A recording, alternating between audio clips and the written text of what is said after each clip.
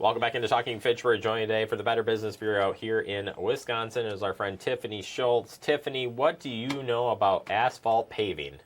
They're my favorite topic to talk about. It's been a while since this one has come up, but interesting enough, 'tis the season. Working it in all season long. Your driveway, you got, if you have asphalt, you know that you got to update it because it wears out over time. Same with concrete. But asphalt paving scams still continue to happen each and every day. And it's closer to home than you think. The weather is nice outside. It's easy to go door to door. So what do asphalt paving scammers do?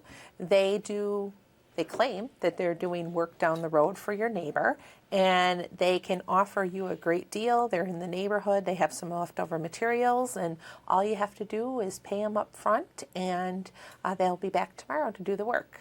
I like that, the leftover materials. Like, you hear that with the fly-by roofing companies, maybe the gutter company, maybe the whatever company. That has to be a red flag, so to speak, of like, okay, look, you're going door to door, you're asking people for, this great mega deal. How in the heck do you spot them and try to figure out if they're legit? There's a lot of red flags when it comes to an asphalt paving scam, and leftover materials is a key. A professional company knows exactly how much material they're going to need in order to do the job, and that's what they bring with them. They're not going home with leftover materials or trying to solicit additional business in the neighborhood, but that's really a nice link why they can offer you such a great deal. They have these leftover materials, right? Why wouldn't they try to use them up? I always laugh because I'm like, if you were a legitimate company, wouldn't you just take those materials to the next job and do the job? Like, it's so stupid, and it still works, though. So is it a high-pressure thing? So if somebody comes to the door and, like, that too good to be true offer, is that also another area we got to really think about? It can be. You need to pay 100% up front, and usually they want cash. They want cash because cash can't be tracked, and you need to get the offer now. So last minute deal. You don't have time to think about it. They don't want you to have time to think about this deal. They want you to pay now and hope for the best. Now, they're not coming back tomorrow, and if they do, they're probably going to come back and do a shoddy job. Yeah. So let's talk about just some things you could do to prevent this. Researching companies and contractors before you hire them, it has to be a must. Like, just put the brake on and be like, yeah, I'll think about it.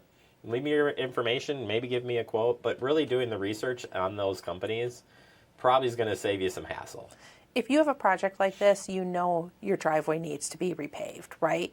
Do your homework before it really needs to be done. Take some time, evaluate your contractors, get quotes from them, and get a contract in place too, with the start and end dates of the project, the payment terms, and any other details that need to go into that contract. Get it in writing. Exactly. Oh my goodness. Don't just pay somebody and hope for the best, because there's no recourse if you pay without a contract.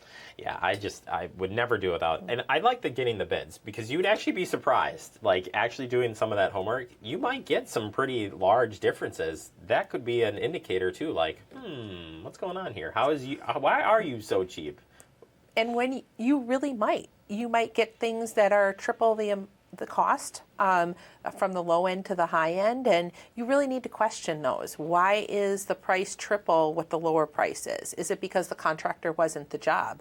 Why is the lower price so cheap? Is it because of the material that they're using? The lowest price is not necessarily the best price. So really do your homework, compare those apples to apples, understand the pricing. Yeah, I'd go and ask for references. If you really want that low bidder, give me some references. Give me something so I can talk to, or find it. Or what was a recent job you did so I can go, inspect that and see. It's sort of like just asking more questions probably is going to get you closer to what you want to know and making them legit. I also like the staggered payments piece. What if they were like, no, we need you to pay now. Or staggering it kind of keeps them honest and you. The BBB always recommends to pay in thirds, so a third down at the signing of the contract, a third in the middle of the job, and a third when you're finally satisfied with the job. If you don't stagger your payments and you pay them all up front, they have no desire to have to come back and do the job. But if they're missing payment, that final payment, they're going to finish your job. So any professional company is going to work with you on payment terms. And there may be some materials that need to be purchased, so it could be half needed up front.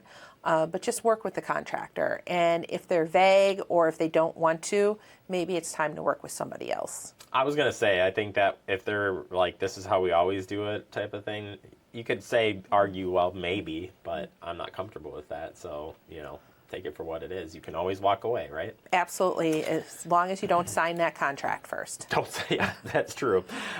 Using a safe payment method, you've already mentioned paying with cash. Too risky there, but you've always mentioned the credit card piece, as that gives you some insurance piece as well.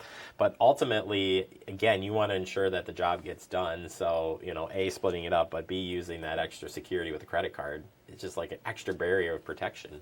Credit card is always going to give you the best protections against your purchase. Some smaller companies may not accept credit cards. In that instance, you probably want to write a check.